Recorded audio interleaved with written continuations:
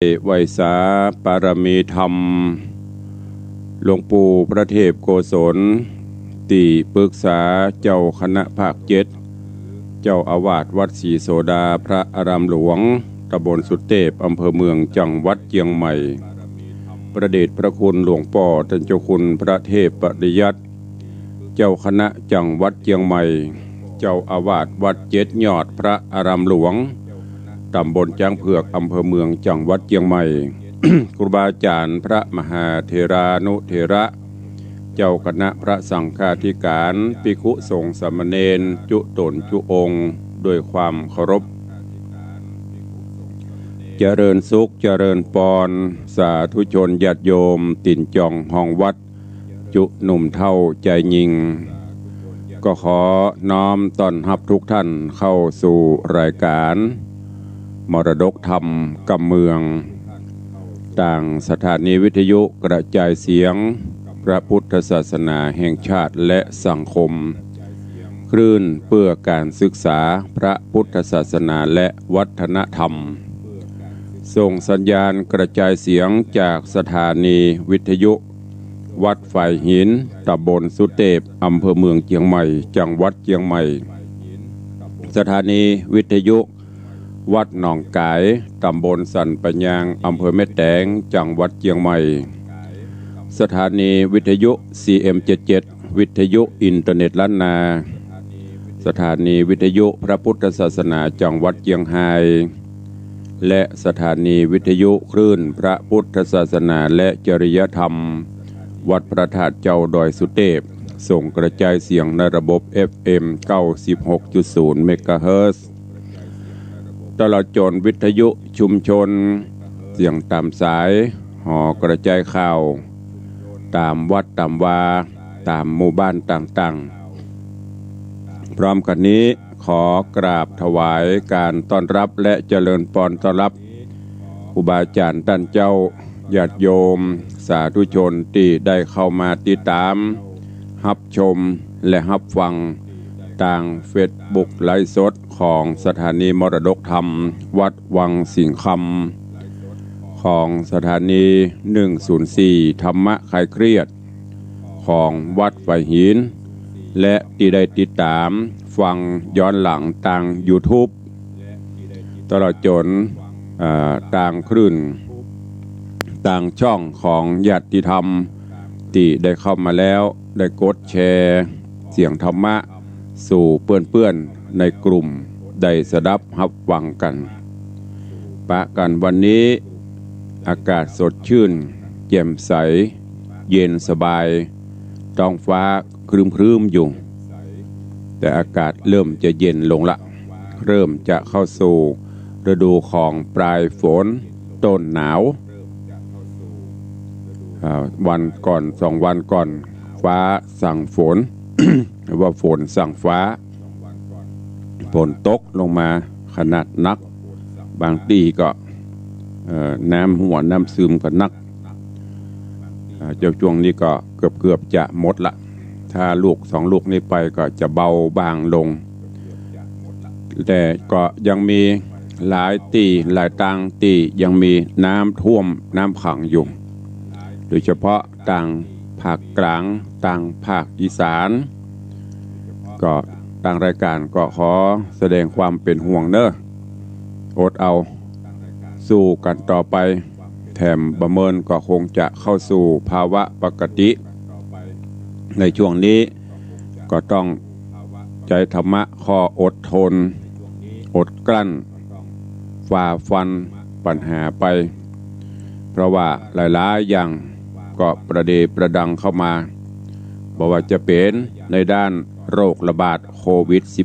-19 ก็ยังระบาดกันอย่างต่อเนื่องอยู่แล้วก็ทางธรรมชาติก็ซ้ำเติมเข้ามาแหมน้ำท่วมน้ำขังน้ำนองแถมเศรษฐกิจก็ค่อยดีไปกันเป็นแถบเนอะ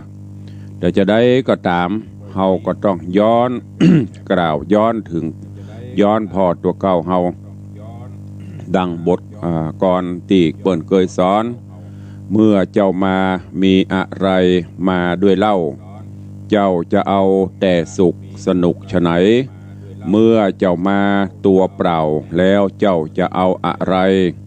เจ้าก็ไปตัวเปล่าเหมือนเจ้ามานึกถึงว่าสิ่งที่เฮามีอยู่แล้วก็คือภูมิใจภาคภูมิใจเนอะไม่ต้องไปโลภโมโทสันอย่างนักลำไปเก็บนักตะใดเฮาก็นักตะอันแบกนักแล้วสุดท้ายก็ไม่ใช่เป็นอย่างของเฮาซักอย่างเฮามาตัวเป่าล่อนจ้อนเฮาก็ไปตัวเป่าล่อนจ้อนเหมือนอย่างในธรรมแมวโขนคำในตอนที่แล้วที่พระฤาษีได้บอกกล่าวคือกับอาสะมาลานั่น ตอนที่อาสะมาลาปบหักกันก็มาเป็นกำกึดพระฤาษีก็บ่จะไปกึดนักไอ้อย่างก็ตามถ้ามันจะเป็นของเฮามันถึงเป็นของเฮามันบ่เป็นของเฮาจะได้มันก็ตึมใจอันเนี้ยเอามากึดมาใจเนอะสิ่งของต่างๆตัววันก็คือปฏิบัติตนปฏิบัติตัวไปยึดถือหลักธรรมะธรรมะก็คือธรรมชาติบางท่านบางคนบอกว่าโอ้กูอย่ามาตุกใบตุกบอดคำว่าตุกของเฮาตั้งหลายก็ลองหวนปีกไปเฮายังมีบ้านอยู่เฮายังมีรถใจเฮายังมีข้าวมีอย่างกินอยู่ลองเจาะลงไปเรื่อยๆคนที่เป็นตุกกว่าเฮานอนกลางดินกินกลางทรายบ้านก็มีอยู่อู่ก็มีนอนมีลักบ่มีแหล่งเปิ้นซ้ำตุกกว่าเฮาแฮมเฮายังมาเจ็บมาอีเปิ้นเจ็บกว่าเฮาตุกกว่าเฮาก็ยังมีอยู่บางเทื่อเฮาเจ็บหั่นน้อยเจ็บน้อยก็เป็นจมเป็นบนแต่คนที่เหลือเฮาอยู่ในห้อง ICU พุ่นก็มีเพราะฉะนั้นภาคภูมิใจในสิ่งที่เฮามีอยู่เนอะช่วยกันฝ่าฟันไปถึงแม้นมันจะให้บ่ได้หาบ่นักก็ยังดีมันมีให้เฮากินมีให้เฮาใจแต่เฮาก็ต้องปรับเปลี่ยนพฤติกรรมต่างๆอย่างที่เคยบอกไปจากที่เฮาเคยใจนักก็ต้องลดลงจากที่เฮาเคยฟุ้งเฟ้อฟุ่มเฟือยอย่างภาษาใหม่พ่อไฮโซใจอันนี้กำปอโทรศัพท์ก็ใจได้ดีอยู่เปลี่ยนมันตกรุ่นรถขี่ได้อยู่มันจะตกรุ่นเปลี่ยนตอนนี้ไปก็ต้องปรับเปลี่ยนมีขี่ก็ขี่ไปที่เปิ้นบ่มีก็ยังมีจงภูมิใจในสิ่งที่เฮามีอยู่เนอะและใจธรรมะเป็นข้อคิดเตือนจิตเตือนใจโดยมีศีลธรรมมีสติมีสัมปชัญญะกำกับตนกำกับตัวเฮาทุกอิริยาบถก็จะนำพาให้ทุกสิ่งทุกอย่างในชีวิตเฮาดีขึ้นก็ขอฝากไว้กับญาติโยมสาธุชนทั้งหลายในวันนี้เนอะก่อนที่จะได้ฟังน้ำฟังธรรมตามปฏิบัติเนาะตักตาย ครูบาอาจารย์ญาติโยมตั้งหน้าจอหน้าเฟซก่อนเนาะแล้วก็เดี๋ยวส่วนพี่น้องตั้งบ้านก็กล้วยปะกันในใต้รายการก็ขอน้อมต้อนรับโยมพี่นันจรัญปิยจันทร์พี่นันล่าโดยซิวเจริญปอนคุณโยมจรัญสุทธาเนอะแม่โจ้ดอยแต้นพระติดตามฟังตลอดเจริญปอนต้อนรับโยมบาลีอินทกูลเนอะกับใบสายเจ้าเจริญปอนขอเจริญปอนต้อนรับโยมปเลี้ยงธนวัฒน์แม่เลี้ยงทัดพิชาสุสิงคำมหารัตนอุบาสกอุบาสิกา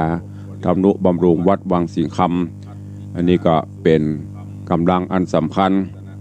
คือการสนับสนุนกู้สิ่งกู้อย่างแล้วก็เป็นกำลังใจตลอดทุกรายการเพื่อจะติดตามรับฟังบางเตือนตัวลงหายไปก็จะติดตามเป็นอย่างก้าคอยสอบถามสารทุกข์สุขดิบอยู่ตลอดเนอะขออนุโมทนากับโยมพ่อเลี้ยงธนวัฒน์แม่เลี้ยงทัดพิชาสุสิงคำมาณโอกาสนี้ตัวเองเจริญปอนคุณโยมทองคำทิบงคำครับมารับชมขอเจริญปอนต้อนรับโยมแม่จันดีวิสุทธินันท์อันนี้ก็เป็นรัตนอุบาสิกาเปรียบเสมือนเป็นแม่บุญธรรมแห่งท่านหนึ่งคอยสอบถามสารทุกข์สุขดิบส่งเข้าปลาอาหารร่วมโมกรณาบุญมาโดยตลอดเนอะก็ขอบุญรักษาโยมแม่ตัวเองเจริญปอนโยมทองคำทิบงคำน้อมกราบไหว้สาเจ้าสาธุเจริญปอนโยมแม่เหมือนกันเด้อคุณโยมชนจันทร์สอนค เข้ามารับชมก็เจริญปอนตัวเองยุโยมลักษณะเกตดี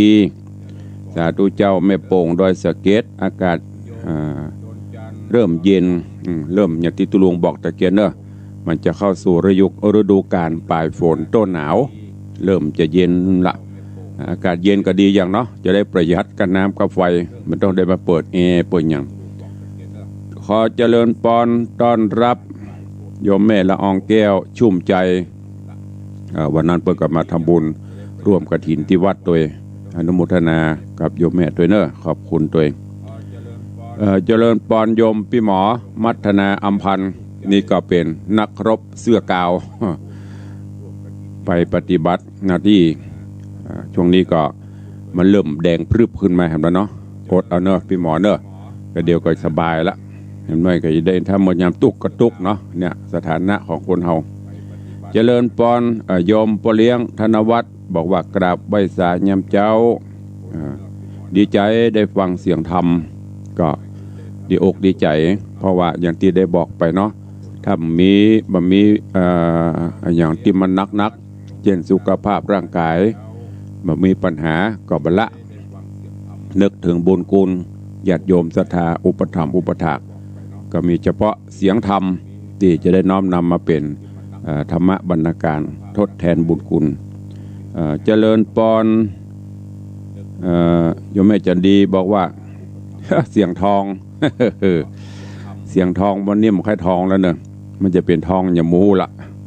พอเลี้ยงกับไม่เลี้ยงว่าเสียงทองเสียงหล่อวันนี้แม่จันดีบอกว่าทำพระครูเสียงทอง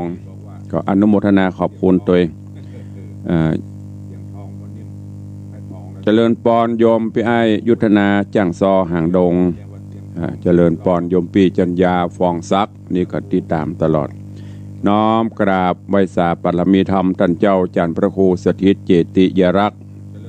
เจ้าวาดวัดเจดีย์แม่ครัวอาจารย์หายไปหลายวันเหมือนกันไม่ใช่หายไปไหนเพราะมีมือดีเข้าไปแฮกข้อมูลของเปิ้นอันเนี้ยต้องระมัดระวังเนอะญาติโยมศรัทธานาบุญเขาเหมือนกันของทุกอย่างมันมีทั้งประโยชน์มีทั้งโทษคนที่คอยจ้องก็มีจ้องไปล้วงเอาข้อมูลแล้วก็เอาไปใช้ในสิ่งที่บดีเอาไปแอบไปอ้างใส่ไข่ใส่นมไปแหมละคนที่บ่ฮู้ก็จะว่าเป็นแท้เพราะนั้นการเสพข่าวอย่างต่างๆอย่างที่ตุลุงบอกพินิจพิจารณาบัจเจหันปบกดแชร์ปั๊บบางทีตุลุงบอกเอาช่วยกันเด้อกดเสียงธรรมกดแชร์มีไผกดลองข่าวที่มันบดีอันเนี้ยหลวงพ่อธรรมโคก็โดนเปิ้นแฮกข้อมูลแล้วเอาไปใช้ไหลยืมสตางค์หันพ่องถ้าสมมติเอาเข้ามาหาตุลุงวางสีคำบดีแฮกไปหาแม่จันดีก็ดีเนาะเปิ้นหันปบอย่างก็นึกว่าแม่นแต่เกิดว่าท่านพระครูพระไทยมีความจำเป็นกะยืมสตางค์โอนเข้าไปแต่บ่ใจสกรรมตอนนี้ปิกู้คืนปิกมาได้ละวันนี้ก็ขอสิ่งต่างๆที่มันบะเปิงใจมามดใส่ให้มันใส่ไว้เนี้ยเนอะขอให้ท่านเจ้าอาจารย์พระครูมีความสุขต่อไปเจริญปอนโยมอนุชนหลวงยศยายเพลินเปื้อนเกษตรกับใบสาเจ้าเจริญปอน แล้วก็โยมปีทัดพิชาอยู่กินอยู่ตานดูแลสุขภาพก็ประคับประคองกันไปเนาะเจริญปอนต้อนรับโยมอรพินใจทิกรเข้ามาชมตัวถวายการต้อนรับตุปีเนอะ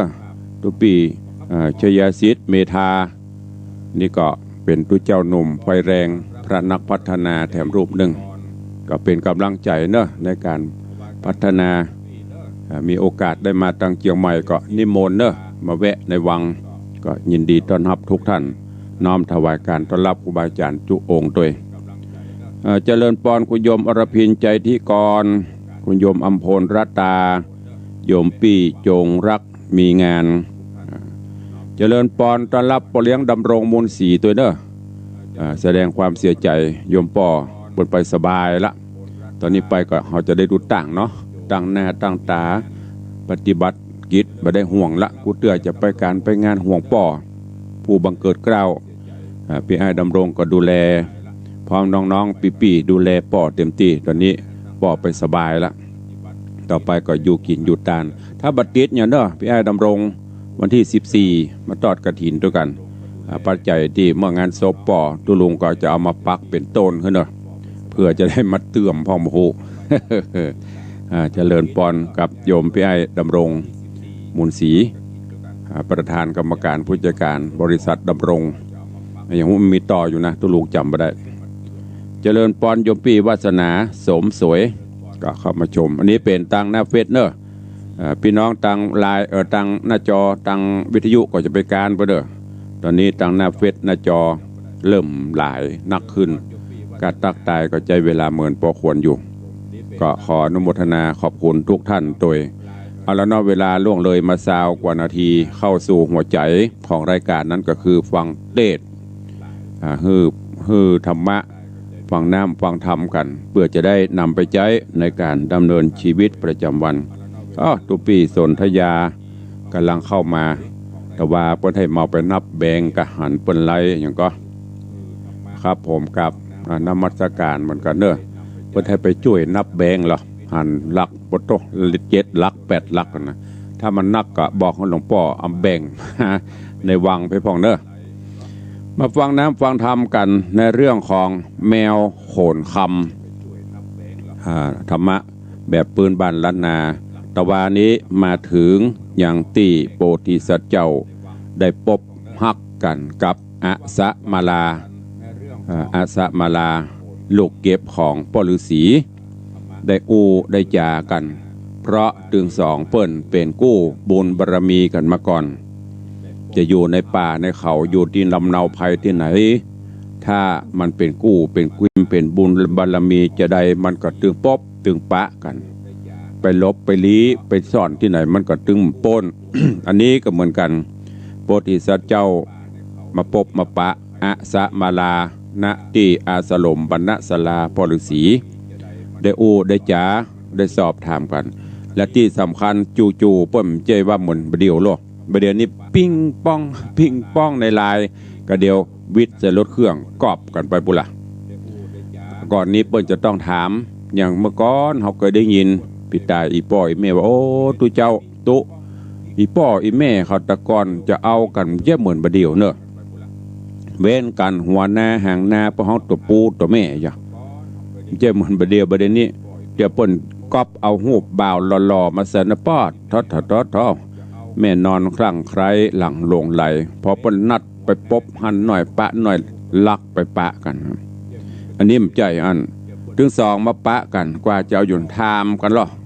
เปิ้นถามเรื่องศีลเรื่องธรรมถามข้อปฏิบัติเป็นจะได้พ่องเนี่ยอย่างนั้นโพธิสัตว์เจ้าจุมปูราชกับแมวโขนคำเปิ้นถามอาสะมาลาว่าอันยังที่มันหอมกลิ่นหอมตั้งแต่ถึง3 โลกเมืองบาดาลก็หอมเมืองมนุษย์ก็หอมบนสวงสวรรค์จันฟ้าก็หอมอาสะมาลาก็ได้ตอบว่าสิ่งที่หอมไปถึง3 โลกก็ได้แก่ศีลหอมธรรมอย่างที่ตุลุงบอกไปนะคนเฮาถ้ามันหอมศีลหอมธรรมเนี่ยมันหอมอยู่ไหนไผก็ใกล้ๆกลิ่นหอมตลบอบอวนชื่นอกชื่นใจไม่ใช่หอมน้ำอบน้ำหอมนะน้ำอบน้ำหอมขวดกี่หมื่นเป็นแสนเอามาแสนนั้นมันหอมทางนอกแต่ทางในมันเหม็นอันนี้เป็นหอมมดไผก็ใครอยู่ไกลคนมีศีลมีธรรมเนี่ยแต่ว่าเปิ้นอู้จากันนี่พออู้จากันเข้าตี้เข้าใจกันก็ปากันไปหาพ่อฤาษีก็นั่งยานพอว่าดึงสองนี่ขนาดอยู่คนละที่ละต่างยังมาปบมาปะขนาดอยู่ในป่าไม้เพียงยังมาปะเปิ้นก็เลยหูว่าเป็นบุญบารมีของเปิ้นแล้วก็ยังทดสอบอยู่ว่าหากแม้นเขาเป็นกู้บุญบารมีกันแต่ก็ขอให้มีสิ่งศักดิ์สิทธิ์ของวิเศษประจำกายลงมาตันต่อหน้าตันตานี่เนอะก็ปรากฏว่ามีดาบสลีกันใจมีธนูลงมามันเป็นอาวุธประจำกายปรากฏต่อหน้าแต่ว่ามาถึงตอนนี้จบลงวันนี้ฟังกันต่อว่าเรื่องราวแมวโขนคำจะเป็นจะใดเชิญทุกท่านติดตามรับฟังกันต่อไป กำลังเข้ามาเดี๋ยวนี้ถวายการต้อนรับท่านเจ้าอาจารย์ตุปี้สิทธิชัยอินทวันโนเนอะอันนี้ก็เหมือนกันเปิ้นฮับเปิ้นนับไปเรียบร้อยแล้วนับไปยังกฐิน แล้วไปแล้วห้องในวังยังไม่ได้นับเนอะวันนี้มาฟังแม่ครูเดือนทองจันทีใบสาเจ้าเจริญปอนแล้วก็ตุปี้ตุน้องเน้นหลาน หน้าหนาวที่แล้วกำลังเข้ามาชมก็เชิญทุกท่านรับฟังธรรมเทศนากันก่อนเนาะเวลาก็เว้ยล่วงเลยไป20 กว่านาทีก็เดี๋ยวก็ไปตักตายพี่น้องต่างหน้าใหม่ต่างต่างสถานีวิทยุเนอะต่างอกตั้งใจฟังหลังจากที่ของวิเศษปรากฏแล้วอันยังจะเกิดขึ้นต่อไปกับแมวขนคำณโอกาสบัดนี้ นะโมตัสสะภะคะวะโตอะระหะโตสัมมาสัมพุทธัสสะสาธุโวฟังลาโสตุจนะสัพปุริสะตังหลายดังยิ่งและใจหนุ่มเท่าตีได้ปาการเล่าเข้ามาสู่ห้องฟังธรรมจูงต่างจิตใจนำต่อตาฟังต่อไปไปนานี้และนาส่วนเจ้าราศีป่าไม้กันว่าน้อมไว้อธิษฐานก็บันดาลกายเกิดของลำเลิศมีมาหันตันตาบ่จ้าวางต่อหน้าบัดเดียวจีดงเขียวโจมจื่นก็รีบยกยื่นวางปันฮือเจ้าหนอจอมทันยอดซอยแล้วไข่ก่าวถอยวาดีเฮือนางบุญมีนอดลางามเงื่อนฟ้าอาสะมาลาว่าฮือเข้ามานั่งไกลตีเจ้าหนอดไทยคุณทำแล้วไข่กำปุงขาดฮือโอวาทสอนใจว่าตอนนี้ไปเมื่อนาเฮือเจ้าหนอลาตั้งสองเป็นกู้ป้องกันแล้วฮือเป็นผัวแก้วเมียแสงฮือฮักแป่งจื่นจ้อยฮือกล่าวถอยจ่าวานกระทำการสร้างก่อฮือฮักต่อเปียงกันผัวพิษพันมากวางเมียกล่าวอ้างจะคายการผัวเป็นไฟเดือดล่ำฮือเมียเป็นน้ำดับเสียกันว่าผู้เป็นเมียยอดซอยบอดถูกถ้อยตามกองเฮือผัวจะป้องบอกเราเฮือได้หูเก้ากองดีอย่าฟังตีแจ้งด่ากำหงห้าไข่ปันผัวเมียกันร่วมห้องจากล่าวทองกำวานย่อมเจยบานข้ามเจ้าเทวดาเจ้าฮักษาเถิงอยู่เกหาตูบหน่อยบ่ตามก้อยเครื่องเขีมการผัวบ่ดีกระหยาบบ่สุภาพตามกองเมียให้ป้องแจ้งด่าผีไล่ห้ามาเข้าของลายกองโกดย่อมตุกโตดเข็นใจผัวเมียใดหนุ่มเท่าตุกแต่เล่าอนาถาการอดสาก่อสร้างบอกกล่าวอ้างพิษกันมีใจมันชื่นจ้อยใครกล่าวถอยกำดีเงินคำมีมากเดาย่อมไหลหลังเข้ามาหาเจริญนาปันดังเจ้าจุมปูนอดลาวันไปนาบุญมีได้เป็นเจ้าปุรียศอาจอย่าไม่มาดมัวดำ โกธะนำโคดไม่เก็บไรไตประจามีอาจญาสั่งใจจักป่าได้กินแหน่งกวนย่ำแยงที่ซ่านกึดสอดดันหันสาย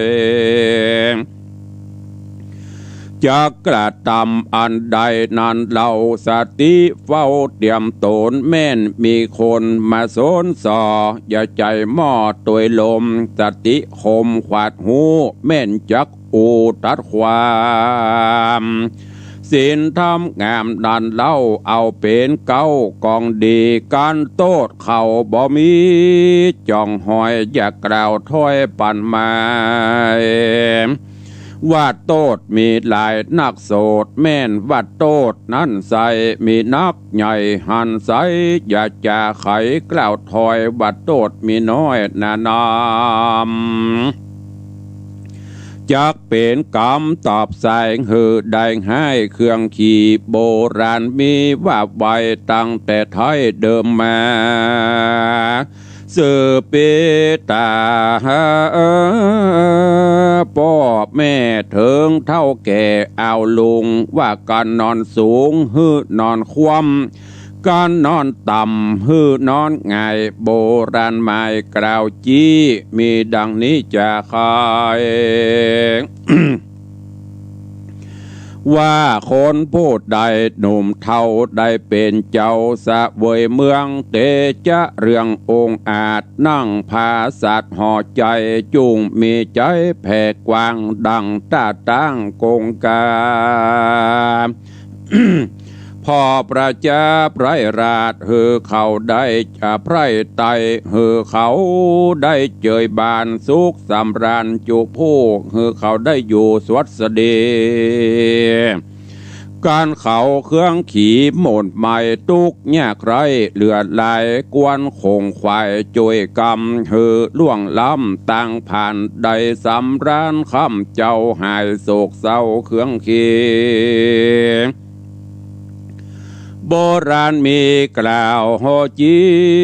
ว่ากองอันนี้นำจุงว่านอนสูงหืดนอนคว่ำจุงเกิดร่ำยาวไปจำใส่ใจจื้อไว้อย่าหืดได้หายโหนและนายังมีแถมกำนึ่งใส่ว่าการนอนต่ำใต้หืดนอนหงายโบราณหมายกล่าวถอยว่าเฮาเป็นไพร่น้อยประจากวนเราราขวาดหูเถิงเผ่าผู้มีกูล ได้เกื้อหนุนเตื่อมตมโจยปกห่มบังเงาเฮือตัวเฮาโหปนจากต่างตุกยากเครื่องขีสามร้านดีข้ามเจ้าก็ย้อนป่าละมีเจ้าบังอำกวนแน่น้ำอยู่ไกลช่วยหับใจกระทำการจุมคนผ่านยากไรกวนกึดไข่คนมีว่าเขาเป็นดีมั่งเต้าย้อนบุญเก่านำมากวนเราลาหน่อยใหญ่จุงเกิดไข่ตามธรรมเว้นจากกรรมบาปกระอันหยาบจ้าปาลาพิจารณากึดพร่ำชื่อว่านอนต่ำหืดนอนง่ายโบราณหมายกล่าวโหจีมีดังนี้แหละนะส่วนว่าสายสะหลีน้องเนาอยู่กับเจ้าหอจันอย่านอนวันขี้คร้านยังการบ้านของตนอย่าเมาวนคบจูอันเป็นทางสู่อบายเฮอมีใจพายโจมจื่นหูยกยื่นย่อปันยังหัวมันลูกใหม่ของกินใจตามมีเกตาสีมวลหมู่อันมีอยู่เกหาตั้งวงศาพ่อแม่ตั้งเท่าแก่ตานายตั้งสหายมวลหมู่มิดแก้วกูวงใหญ่ไฟมีในอย่านำออกไฟมีนอกอย่านำมาแม่นโกธาโคตรใหม่อดไว้ได้เป็นดี กิริยามีอ่อนน้อมหูจักถ่อมตัวตนตัวบอกเมามัวต่างถอยจุงไฟห้อยต่างบนนะจุงไฟอย่าห้อยต่างบนมีสินหนุนจะใจจื้อบ้าไตต่างดีกันเจ้าระสีกาวแล้วสองหนอแก้วจอมควรก็ปากันกลมกล่าวไว้ซึ่งป่อเจ้าระสีถ้าลงธรรมก็มีแหละนะโสโอโอโอโอมหาสัตโตอันว่ามหาสัตเจ้าบุญบ่เศร้าจุมปูราชกุมารอยู่ดงดานป่าไม้กับนางนอดไทยอาสะมาลาในพังกะภาษาดบ่อไม้มาดเครื่องขี่หลายวันมีบ่อมาจอดก็เกิดฮอดนำนาถึงแมวโขนคำปี้เจ้าอันอยู่กับสองเท่าโคนผานนอทะรงยานยอดซอยก็บอกนางนอดน้อยอาสะมาฮาลาเฮือหูขี่เฮียเงื่อนเก่าว่าปีจักเต้าภายพันบอดหลายวันลำมอกก็จักปิกปอกขึ้นมาก้อนไข่ขี้ยากล่าวแล้วนางนอแก้วบุญมีก็ไข่ว่าตีกล่าวต่อว่ากันปี้น้อยนอจักไปเตียวต่างไกลนั้นเล่าด้านป่าเศร้าดงดำป่าแมวโขนคำมาสู่ที่แก้วกูเดียวกันบ่หลายวันดังอ่านขอปีดันไปดีภัยยะมีใหญ่น้อยจุงกลาดกร้อยหนีหายป้าบุญภายปีเจ้าเอารีบไต่เต้าขึ้นมาแดดเตอะว่าอันแล้วเจ้าหนอเกี่ยวถ้าลงแยนก็ไปนมัสการก้มเกลาลาซึ่งป่อเจ้าระสีการบัวระมวนดีพร้อมควายก็รีบเตียวไตภายพันด้านดงตันซื่อแน่บ่แวะกว่าไปได้ด้านดงไพรป่าเศร้าฮอดที่เก่าเดิมอ่อน นอผู้ทอนน้อยนาดก็โอกาสขี่แง่บอกพาตาเจ้าปี้ฮือหูทวนทีความในอันตนไปนะหลายวันกว่าจริงขึ้นมาแล้วใครจะกล่าวต่อว่าจักเอาปี้น้อยนอโคนคำดันดงดำไปสู่ยังที่อยู่ราศีนอบมุนีกล่าวแล้วก็ป่าปี้แก้วอำลายังสองขาป้าปู่ฮือได้หูตามรายว่ากำไล่แต่ก่อนมาไล่ต้อนตัวตันได้มาภายพันจากลากหือไปจากไกลตาหลานขอลาป้าปู่จากไปอยู่แดนไกลขอใส่ใจป้าปู่อันเลี้ยงข้ามาปู่ป้าอันเลี้ยงข้ามานานอยู่โด่งด้านป่าใหม่อย่าได้เมื่อยไข้หนาวนายฝูงโพยไผ่กระยาบอย่ามาผาบเบียนคุยบุญกุลมีปู่ป้าสองหลานข้าจดยามบอดนี้จะกรรมกลาพรากบอดตายจากไกลกลาจักขึ้นมาเกื้อหนุนตอบแทนคุณป้าปู่อันได้มาอยู่อาสะลายได้สุขใจชื่นจ้อยปอดต่ำก้อยเครื่องขีดหนอมุนีหน่อยนาดได้โอกาสไข่กำสองบุญนำนอดละก็ไว้ปู่ป้าสองขา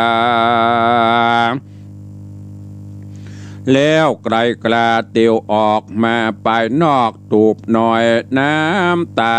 ก็มาย้อยลำไหลย้อนอะไรสองเท่าอันเลี้ยงเจ้ามานานนอทะโรงยานน้อยนาดป่าแมวอาจโคนคำด้านดงดำบ่อจะรีบใบหน้าไปสู่ยำที่อยู่ระเสียงป่อนางบุญมีนอดน้อยอันเป็นกู้ห้อยใส่ใจก็มีหันและนาตะโตปะรังทัดแต่นั่นไปนาเจ้านอลาพุทธาอยู่กับนางอาสะมาลายอดซอยสุกยื่นจ้อยคืนวันได้ห่อจันกว้างใหญ่กลางป่าไม้ดงดำส่วนแมวขนคำนั่นเล่าอยู่กับด้านเจ้าราศีสามบุญมีพี่น้องอยู่เถื่อนทองดงตันก็ปากันอุปถากตนเจ้าบุญมากสินสายปฏิบัติไปข้ามเจ้าอยู่ป่าเศร้าดงรีบ่เครื่องคิดดำกอยอยู่ชื่นจ้อยเจยบานก็มีหันและนาเอกติวะสังยังมีวันหนึ่งเราแมวปี้เจ้าโขนคำกำจักนำมาหอดใครแอวสอดดงตาลจิ้งภายผ่านบ่อจาสะย่องขึ้นฟ้าไปบนลัดภัยโซนาป่าไม้ไปหนไตจอยปล่อยคำหนอดงดอยหิวหาดไม่ใหญ่หยาบอึบตันและน้ำมาเล่งแหล่หันปากทำหันแม่น้ำสาขาไหลลงมาละลาดพญาเมียวอาจคนคำก็แนะนำลงสู่ยังที่อยู่ดงดานแล้วภายผันเตี้ยวไตก็ไปปะใส่โบกกรณีดอกบัวมีหลายแหล่ออกดอกแผ่หลายลามดอกปานงามสะผู้จังก่อนอยู่ใหญ่ๆปูปลาลายกุ้งนิ่วล่าสอดเสียวจมฟองนกกระทาปองเป็นหมูมันพกอยู่ปลายไม้ล่าสอดใส่กินปลาแมวคำขาอาจกรารีบใบหน้าภายพันด้านดงตันป่าใหญ่ก็ไปหันใส่ทำกว้างอยู่จิมข้างกิเลส หันดูคนมียายหยาดเรียกเกลื่อนกราดโทมทองอยู่เป็นกองน้อยใหญ่กลิ่นเหม็นไข้ดงตาลอาสาจารย์หลายหลากกึดแล้วหากปนกลัวท่านนั่งหัวยาวเยือกใจความเขือกเวโวนว่าดูคนน้อยใหญ่สั่งมีไข้กองกันไผจะปันลาบสาหรือเจ้าฟ้าปุรีอาจยามีเฮียมโหดเอาคนโตดนักลายมาฆ่าตายมวยมอดบ่เฮอรอดคนใดหรือว่ายักตาใสหยาบจะเสาะสอดล่าไพรโซนกินย่างคนน้อยใหญ่ละดูกไว้ทมนาหรือบาสัตนานากระยาบแอวกันกาบกินคนตามไพรสนปากกวางละดูกกลางหล่อไว้หรือเทพไทยอินตาเทวดามวลหมู่หักษาอยู่โดงตันได้เล้งหันตัวขาเสาะสอดลาป่าไม้แสงแต่งไว้บัดเดียว เปื้อบ่เฮอกูเตียวไตเต้าดันป่าเศร้าโด่งดำแมวโคนคำนอนน้อยกึดขะคอยในใจก้อยเตียวไปจะใจเข้าถ้ำใหญ่ไกลกราเสียงดังมาซาสู้บอกขาดอยู่เป็นสายเสียงไอหลายดังมากแล้วดะปากกาบกาบกลิ่นเหม็นสาบตัวมาแมวคำขาสั้นทีพอไปตี้ไปในหันยักตาใส่นอนอยู่มันบ่หูคิงต้นจริงสวดมนต์อาจกราแล้วเยี่ยวใส่นายักขายักโดงนาสะดงสติฟุ้งตกใจมันเรียวไหวลุกขึ้นเอาตีนตั้งปืนหินผาด้อยโดงนาปอสันหินผาลั่นตุมตามยักโดงรำโคดหาวกำไม้เต้าพัดผ่านมาเลงหันบ่อจะยังแมวอาจกราขนคำจิ่งไข่กำห้องด่าว่าอายสัตว์ป่านี่เราลักลวงเข้าทำกูเข้ามาจูใกล้ปากจักลากเมืองด้อยก็ตัวน้อยเหลือการบ่ปอหวานวังคิวบ่ปอเกี้ยวลงคอและนาเนติตังขีญาสั่งวันนาวิเศษจางห้องเหตุธรรมเทศนาจุมปูราชพญาแมวโคนคำผูกทวนแปดก็บังโกมสมเรศเดช ประธรรมเทศนาแมวโคนคำลำดับลำดามาถึงผูกทวนตี8ก็จบปริปุณนังไปตอนนี้ตังสองคือจุมปูราชและอสมาลาก็ได้มาพบฮักกันแล้วจุมปูราชก็ลาอสมาลาปิกไปตีอยู่เก่าบ้านปอเท่าไม่เท่าก็ล่ำก็ลาแล้วก็เอาแมวโขนคำอันเป็นปีปิกมาอยู่ด้วยกันด้วยความสุขบานบันใจแล้วก็มาบรรลุนแมวก็ไข่เอี่ยวพ่องก็เลยบอกให้จุมปูราชขออนุญาตไปเอี่ยวตำป่าตำเขาในตอนนี้เอี่ยวไปเอี่ยวมาปุ้นสดเข้าไปถึงถ้ำหลวงตีพญายักษ์ที่กินหมู่คนทั้งหลายที่พญาเจ้าเมือง จำปาหรือว่าปราณสีน่ะเอาไปให้กินกองโก้กองโกดแมวก็ว่าเป็นตะอย่างเตียวตรวจตราพอไปหันยักษ์กำลังนอนโขนพืดๆโขนไปโขนมาแมวก็อดจะได้เงี้ยวเขาใส่แมวตัวเต้ามีอย่างไปเหี่ยวใส่ยักษ์สะดุ้งตื่นปัดโต้มันจะโหดหาพ่อหาแม่มันไม่ได้เนาะแมวตัวนี้ซ้อหาที่ตายเนาะกูจะกินกับมันบอกจิ้มเขี้ยวกูแต่กำลังโหดแล้วจะเงี้ยอย่างกับแมวก็ให้ติดตามฟังกันไปในผูกต่อไปเนอะวันนี้โป่งวางไว้แต่เพียงเต้าอีก่อนในเรื่องของธรรมะจุมปุราชแมวโขนคำจบไปละ8ผูกข้างแหม9ผูกเนอะทำเรื่องนี้ก็ยาวพอควรติดตามฟังกันเป็นวันตัววันเนอะก็เวลาก็ล่วงเลยไปนักแก่วันนี้ก่อนที่จะได้ตักได้ตายได้ได้จ่าพี่น้องศรัทธาตั้งหน้าใหม่ก็ขออนุโมทนาประชาสัมพันธ์ข่าวสารงานบุญกุศลกับกับครูบาอาจารย์ท่านเจ้าญาติโยมศรัทธาก็ในช่วงนี้ก็ออกพรรษาแล้วเข้าสู่โหมดเทศกาลทำบุญมหาการกุศลก็คือการทำบุญทอดกฐินปีนี้ถึงแม้จะมีโควิดมีโรคระบาดแต่ก็ไม่ได้เป็นอุปสรรคปัญหากับอย่างก็มูลศรัทธาเขาเนาะไม่ได้เป็นอุปสรรคใด ก็ทำกันไปเพื่อรักษาพระพุทธศาสนาเอาไว้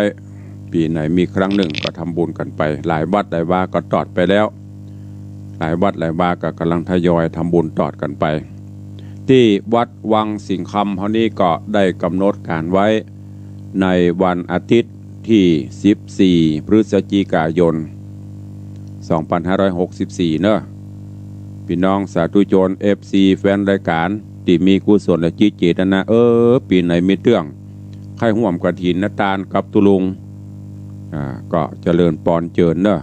โดยปีนี้ก็ได้รับเมตตาจากกับโยมปเลี้ยงธนวัฒน์แม่เลี้ยงทัดพิชาสุสิงคำร่วมเป็นเจ้ามลศรัทธาเก้าในการตอดกฐินร่วมกับต่างปอจันบุญมาแม่ตุนแก้วทาคำแปงตันพอถนอมคุณครูจิตราทาคำแปงก็ได้ร่วมเป็นเจ้าภาพเหมือนกันแล้วก็ยังได้รับแจ้งมาจากต่างองค์การบริหารส่วนจังหวัดเชียงใหม่โดยท่านนายกพิชัยเลิศพงษ์อดิศรก็จะได้มาร่วมตอดกฐินตัวเนอะเชิญชวนศรัทธานาบุญเฮาเจ้าข้าทั้งหลายตุลงจะแปลงอะไรยังก็จะได้เอาปัจจัยเหล่านี้สมทบในการที่จะลื้อถอนก่อสร้างกุฏิสงฆ์โฮงหลวง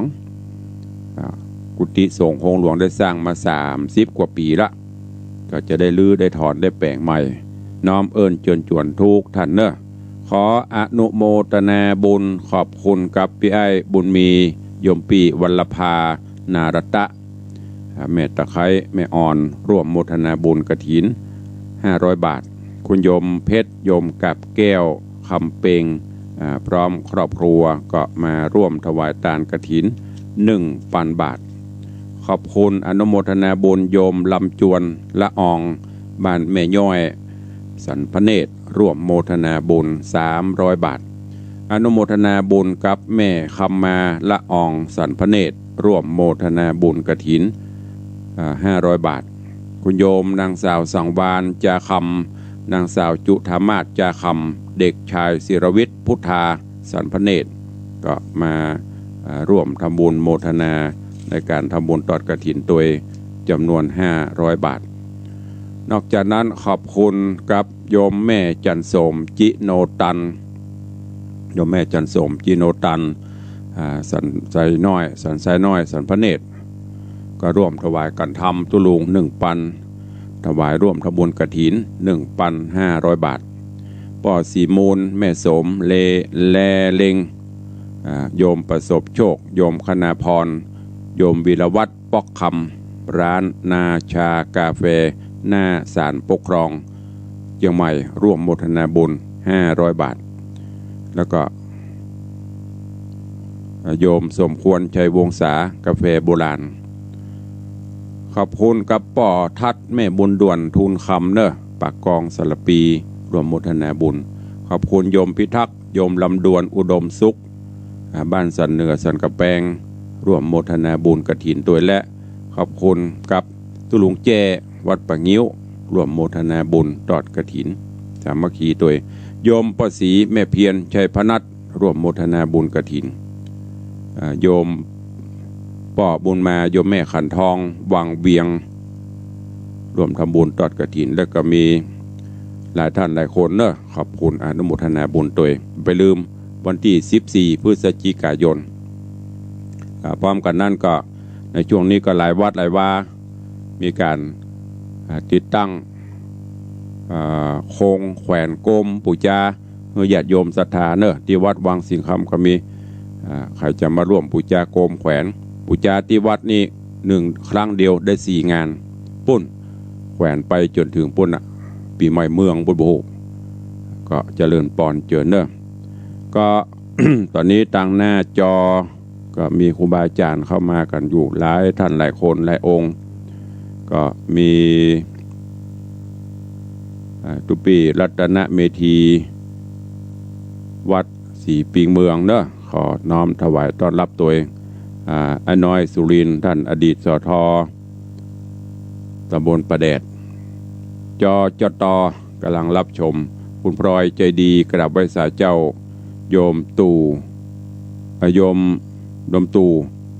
วิเวกวรรณารามโยมวัฒนาสมสวยโยมกับแก้วคำเปงจ เจริญปอนต้อนรับทุกท่านตัวตอนนี้ไปจะได้ได้จ่าได้ตักตายพี่น้องตั้งหน้าจอตั้งหน้าไม้ตั้งบ้านเนาะก็เดี๋ยวจะน้อยจ่วยตัวลุงป่นมาตักเขาแล้วเนาะปตักกันหน้าจอก็แบ่งเวลาเหลือเวลาอีกนิดหน่อยเจริญปอนปเลี้ยงคนทุกองค์เด้อท่านเจ้าที่ได้เข้ามาดูมาชมท่านพระครูเอาFC นักศิลป์นักบุญทุกท่านตัวเนอขอผู้ใจดีตัวเนอไว้จากครับโอ้ทำแมวคนคำนี่ก่อนดีแท้ๆแล้วจ้ะโอ้วันนี้นอนถ้าสูงไม่คือนอนคว่ำอ่ะถ้าต่ำคือนอนหงายหรอไปในอย่านำออกไปนอกอย่านำมาโอ้โหดีแท้ดีว่าน้องไรแสครับนักศิลป์นักบุญทำบุญประการเนอมีน้อยดันน้อยเนอวันที่14ครับไรแสครับสาธุกับปเลี้ยงเนอจะเลิญปอนขอบคุณนอนต่ำนอนสูงคือนอนคว่ำนอนต่ำให้นอนหงายก็หมายถึงคนที่งูฐานะตัวเก่าอยู่สูงมีอำนาจบัดใหญ่มีบุญนำปาก็คือพอคนต่างใต้คนต่างลุ่มคนนอนต่ำก็คือหูฐานะว่าเฮาเป็นไผฐานะเฮาจะได้จุนเจือซึ่งกันและกันพอมีจะกินก็คือการช่วยเหลือต่างลุ่มต่างอันนี้ก็ดูแลพอก้อยกันไปอาสะเปิ้งอาศัยจะใครเปิ้งประจอม ไฟในจะได้นำออกไฟนอกจะนำเข้าอันเนี้ยสำคัญเรื่องราวในบ้านในจองจะไปเล่าพ้นฟังเรื่องต่างนอกจะไปเอาเข้าบ้านเก็บห้องไผ่ห้องมันเจริญปอนไม่เลี้ยงทัดพิชาธรรมสการฟังรู้เป็นคติสอนใจจัดหลายอย่างโลกมาเจ้านี่นะขอบคุณนักเด้อโทรมาเป็นกำลังใจนั่นเด้อทานเด้อบุญปุพารักษาสุขภาพป่วยเด้อต้นแนวแล้วนะเป็นห่วงนะเจ้านมัสการข้าตุลุงในวัดเสียงทองเจ้าสาธุอนุโมทนาเจริญปอนขอบคุณกับโยมไม่เลี้ยงทัดพิชาสุสิ่งคำสายต่อไปเวลาจะหมดแล้วเด้อ0817836540เจริญปอนแม่ปณีเจ้าอันนี้อากาศเย็นใกล้วันงานแล้วนะเจ้าเจ้าบางทีจะเข้าไปอยู่สาธุอนุโมทนาเจ้าถวายกำลังใจสาธุโยมแม่ปราณีพยาไคหพลโยมแม่จันฟ้องบ่ได้เจ้าไหว้เจ้าตุลุงฟังเด้อสาธุอนุโมทนาปนันฝากนอนไปเจ้าเด้อได้รับเรียบร้อยแล้วเด้อมือไหมสาธุบุญฮักษาอนุโมทนาสาธุเจ้าโยมแม่จันฟองละโป่งดอนเจ้โฮมลำปางเอาแล้วเนาะเวลาหมดเวลาก็ขอนำรายการจากครูบาอาจารย์ท่านเจ้าสาธุชนญาติโยมไปก่อนเนาะปะกันใหม่วันต่อไปเพราะว่าจะเดียวมันจะไปเบียดเวลาของเปิ้นเนาะตุลุงขอนำรายการจากครูบาอาจารย์ญาติโยมศรัทธาไปก่อนเนาะนกลาป่าไม้ไก่ลาเข้าเปลี่ยนทูบจะลาเตียนเสวียนจะลาเข้าเจ้ามือลาหวยสวยลาพระเจ้าพักแว่นลาเตาหนองแจ๊ะปู่จะลานาป่าจะลาแซะลาแขกแก้วคนฟังลาจากวันนี้บดีลืมกันวันหน้าเฮายังปะกันเนเจ้าปะกันเนเจ้าขอบคุณครูแอดอภิชนาอย่างก็ครูแอดได้แต่งไว้ก็นำมาเป็นกรลาญาติโยมศรัทธาขอบคุณครูบาอาจารย์สาธุชนญาติโยมตัวเนอที่ได้ติดตามรับฟังทางจาก Facebook ไลฟ์สดจากสถานีวิทยุอยู่ดีมีสุขเหมือนกันจุตนจุองจุผู้จุคนเนอจัตตาโรธรรมาวัตันติอายุวันโนสุขังปลัง